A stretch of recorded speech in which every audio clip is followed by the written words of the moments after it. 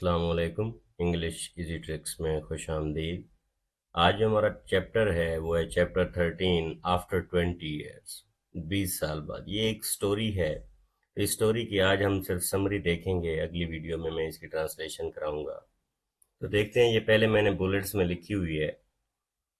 A New York policeman is patrolling a quiet street at night۔ ایک police والا ہے جو رات کو گلی میں گشت پر ہے۔ He meets a man waiting in a doorway who explains he's waiting for an old friend, Jimmy Wells۔ ٹھیک ہے، تو وہ اس سے جب پوچھتا ہے تو وہ کہتا ہے کہ میں اپنے کسی جمی ویلز دوست کے لیے ویٹ کر رہا ہوں۔ The two had agreed to meet at same spot exactly 20 years after parting ways۔ تو دونوں دوستوں نے ایک دوسرے کے ساتھ وعدہ کیا تھا کہ وہ 20 سال بعد ایگزیکٹ اسی جگہ پہ ملیں گے۔ The waiting man Bob went west to seek fortune۔ Fortune ہوتا ہے خوش قسمتی کے لیے، ٹھیک ہے۔ فیٹ اس وقت ہوتا ہے جب آپ کچھ نہ کہہ سکتے ہو۔ فارچون ویسے پازیٹیو میننگ میں زیادہ تر استعمال کیا جاتا ہے۔ جمی اسٹیڈ ان نیو یارک، اور جمی جو تھا وہ نیو یارک میں رہا۔ باب proudly shares how successful he became, اور یہ اسی پولیس والے کے ساتھ شیئر کرنا شروع کر دیتا ہے کہ یہ کتنا اچھا رہا کیونکہ یہ باہر چلا گیا تھا۔ After the policeman leaves اندر man claiming to be Jimmy arrives, اور جب پولیس والا جاتا ہے تو ایک اور آدمی آ جاتا ہے، وہ کہتا ہے میں جمی ہوں۔ They walk together but under a street light Bob realises the man isn't جمی۔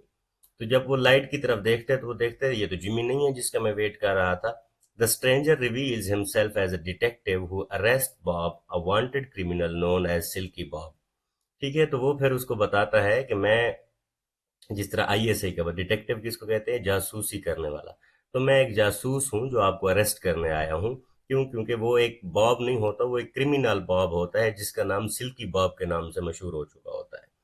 یہ اب یہ دوست کا ویٹ کر رہا ہوتا ہے، وہ جو دوست جس کو ملنے آنا ہوتا ہے جمی، اصل میں وہ اب کسی ایسی فورس میں بھرتی ہو چکا ہوتا ہے، اس کی ریکروٹمنٹ ہو چکی ہوتی ہے کہ اس کے بارے میں یہ سارا کچھ جانتا ہے، اس کو گرفتار کروانا ہوتا ہے۔ دا ڈیٹیکٹیو ہینڈز، ٹھیک ہے، اب یہ جو جاسوس ہوتا ہے ہینڈز باب اے نوٹ، اس کے ہاتھ میں کچھ تھماتا ہے، from patrolman Jimmy Wells. ٹھیک ہے، کہ یہ پیٹرول مین جو جمی ویل ہے، جو اس کا دوست ہے جس نے ملنے آنا تھا، اصل میں گاشت والی گاڑی کا ہیڈ بھی وہ ہے۔ In the notice, Jimmy says he recognized Bob as wanted man, but he couldn't arrest his old friend himself, so he sent another officer۔ اور پھر وہ اس کو پرچی تھماتا ہے جس پرچی میں یہ لکھا ہوتا ہے کہ دوست، تم میرے دوست ہے، تم ایک کرمینل بن چکے ہو، دوستی کے ناطے میں خود تمہیں اریسٹ نہیں کر سکا، لیکن میرے پاس تمہارا ڈیٹا ہے، اس وجہ سے میں نے کسی اور کو بھیجا۔ تو یہ اس کی کہانی ہے، یہی میں نے سمری میں بھی لکھی ہوئی ہے، ٹھیک ہے، اور یہی آگے اردو میں بھی لکھی ہوئی ہے۔ اس کو بھی ذرا دیکھ لیتے ہیں، جس کو سمجھ آ گئی ہے وہ ویڈیو چھوڑ بھی سکتا ہے۔ The story after 20 years portrays two friends, Bob and Jimmy, who part ways in youth۔ جو جوانی میں بچھڑ جاتے ہیں دو دوست۔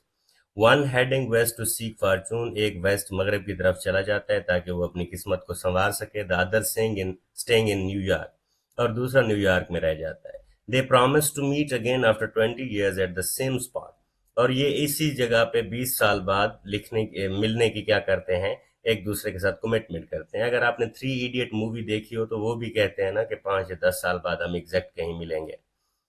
تو when the time comes Bob, now a wealthy man, waits for his old friend۔ A policeman speaks briefly with him and leaves۔ ٹھیک ہے، وہ اپنے دوست کے لیے 20 سال بعد ویٹ کر رہا ہوتا ہے، پولیس مین آتا ہے، اس سے بات کر کے چلا جاتا ہے۔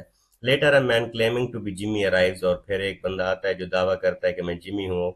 But when they reach a well lit area, ٹھیک ہے، جب وہ ایک اچھی لائٹ والے ایریا میں پہنچتے ہیں، Bob realizes it's not his friend, اسے محسوس ہوتا ہے کہ یہ اس کا دوست نہیں ہے۔